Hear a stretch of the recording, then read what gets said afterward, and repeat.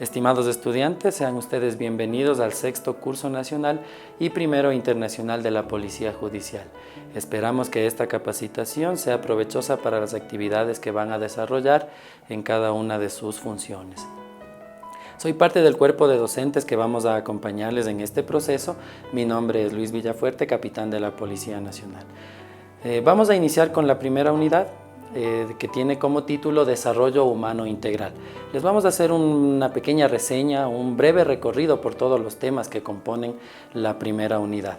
Empecemos entonces con el desarrollo humano integral. Entendemos como desarrollo humano integral a aquella ciencia que propende a que la persona se desarrolle integralmente en los 6 ámbitos en los que se desenvuelven sus actividades cotidianas. Estamos hablando de 3 ámbitos internos de la persona y 3 ámbitos externos a la persona. Entre los ámbitos internos tenemos sus hábitos de salud, sus virtudes y el sentido que busca de la vida.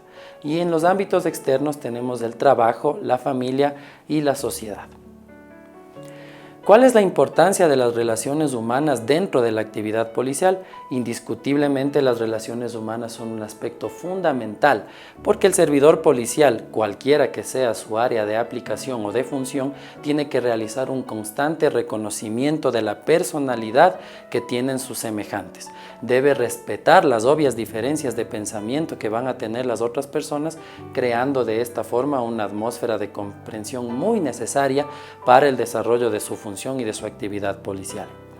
Laboralmente, la adecuada implementación de las relaciones humanas permite que el servidor policial incremente su eficiencia y su productividad, ya que estaría formando parte de equipos de trabajo proactivos y con una mínima incidencia de conflictos.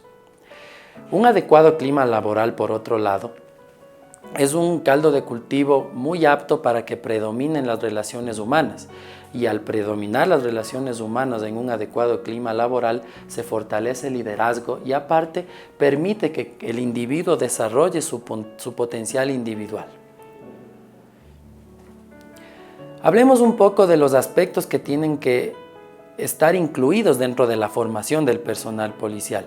Es indudable que el personal policial necesita una formación de carácter técnico profesional aplicada a las funciones que va a desarrollar, pero no podemos dejar de lado la formación psicológica que tiene que tener el servidor policial, ya que en el desarrollo de sus actividades se enfrenta a múltiples situaciones, como por ejemplo el abuso de autoridad, la inflexibilidad por parte de sus superiores jerárquicos o de su grupo de trabajo, las suspicacias, los prejuicios, los rumores. Todos estos son factores que influyen negativamente dentro de la psiquis del servidor policial, lo cual obviamente redunda en su baja productividad laboral.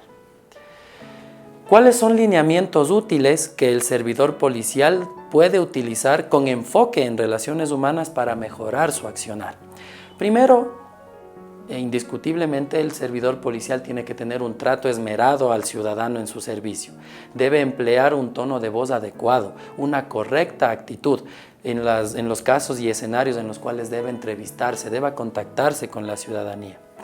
Debe en su accionar tener un respeto irrestricto a la honra y a la dignidad de todas las personas. Debe alejarse radicalmente de prácticas arbitrarias, abusivas o discriminatorias. Debe actuar con diligencia para prevenir daños graves en su accionar policial. Debe utilizar sus implementos en dotación de forma profesional, progresiva y diferenciada.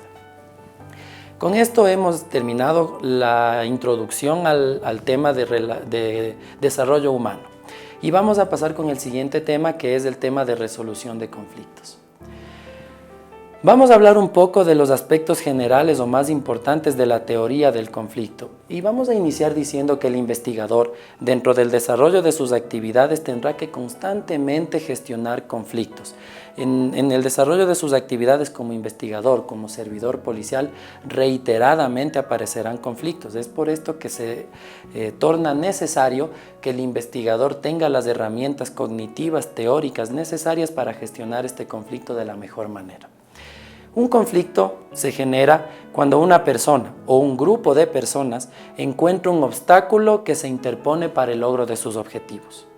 El tratamiento de conflictos no debe tener como objetivo único la resolución de la controversia, sino más bien que el proceso de gestión de tratamiento del conflicto.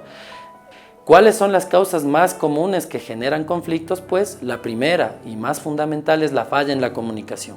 La falla en la comunicación que puede provenir del emisor, del receptor o del canal por el cual se transmite el mensaje. Información incompleta, es decir, cuando conocemos únicamente una versión de los hechos y pretendemos tomar una decisión. Es imposible solucionar un conflicto si no contamos con la información completa, si no vemos el problema en todas sus matices, con todas sus aristas. También genera conflictos del cambio en una estructura organizacional, obviamente.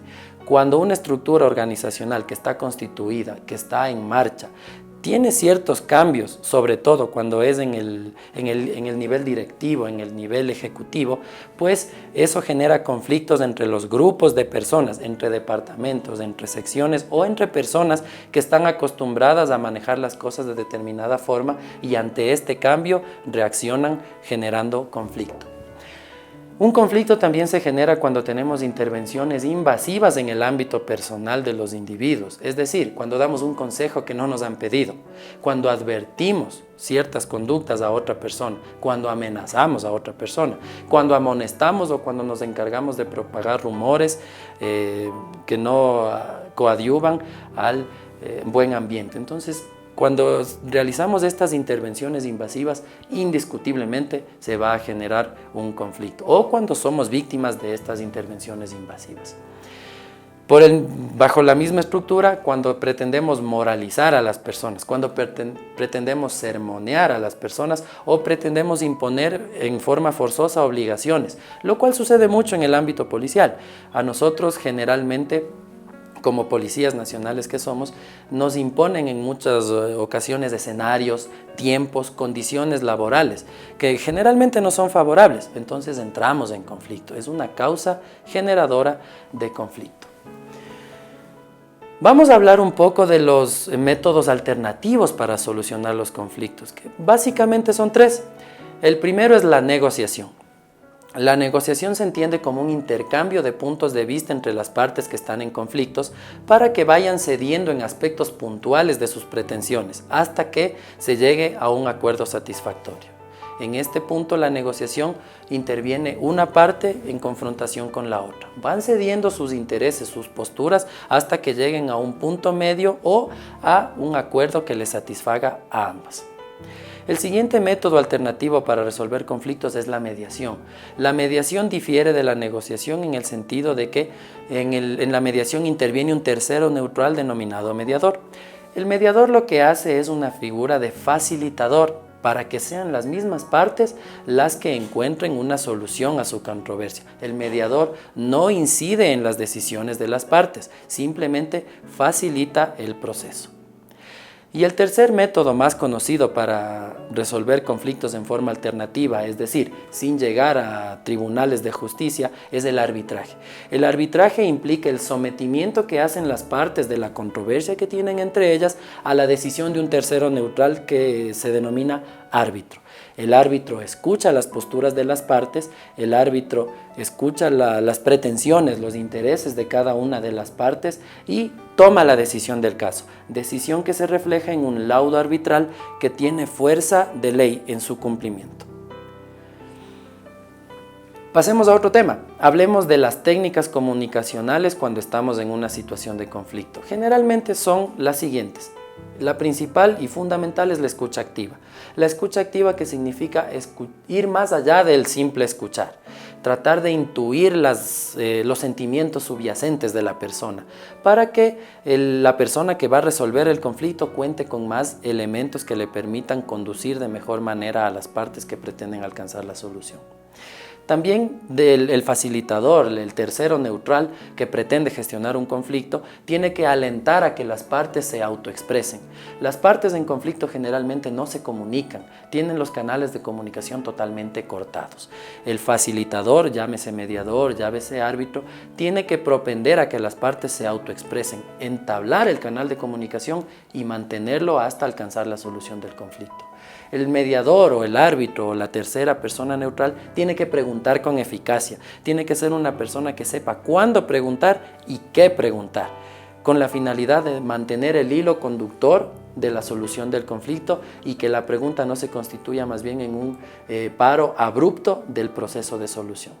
También tiene que saber reencuadrar las intervenciones. Obviamente las partes que están en conflicto tienen sentimientos de agresión una con la otra. El mediador o el facilitador o el árbitro tiene que actuar como una suerte de filtro, receptar una intervención, receptar una postura de la una parte. Y si detecta que esta postura es demasiado agresiva, tiene una carga de negatividad o de agresión contra la otra parte, suavizarla y trasladarla a la otra parte. De esta manera se mantiene el diálogo y no se cae en agresiones ni en aspectos negativos que dificultarían la gestión del conflicto.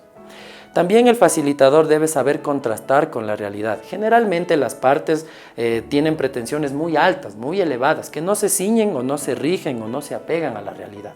El mediador, el facilitador, el árbitro tiene que saber ubicarles a las partes y hacerles ver que sus pretensiones tienen que ser reales, apegadas a la realidad. También tiene que saber respetar los silencios del facilitador que pretende gestionar un conflicto. Indiscutiblemente, en la gestión de un conflicto van a haber pausas, van a haber silencios que deben ser respetados por el mediador y le deben servir para retroalimentarse de lo que está escuchando de cada una de las partes. Y finalmente, una de las técnicas más útiles en la gestión o solución de conflicto es la lluvia de ideas, es decir, permitir que las partes sean quienes propongan vías de solución a su conflicto, a su controversia. No cortar estas iniciativas, porque en último de los casos pueden resultar muy útiles para resolver el conflicto. Hasta aquí estos dos temas, mis compañeros docentes seguirán con ustedes, les deseamos el mayor de los éxitos y muchas gracias.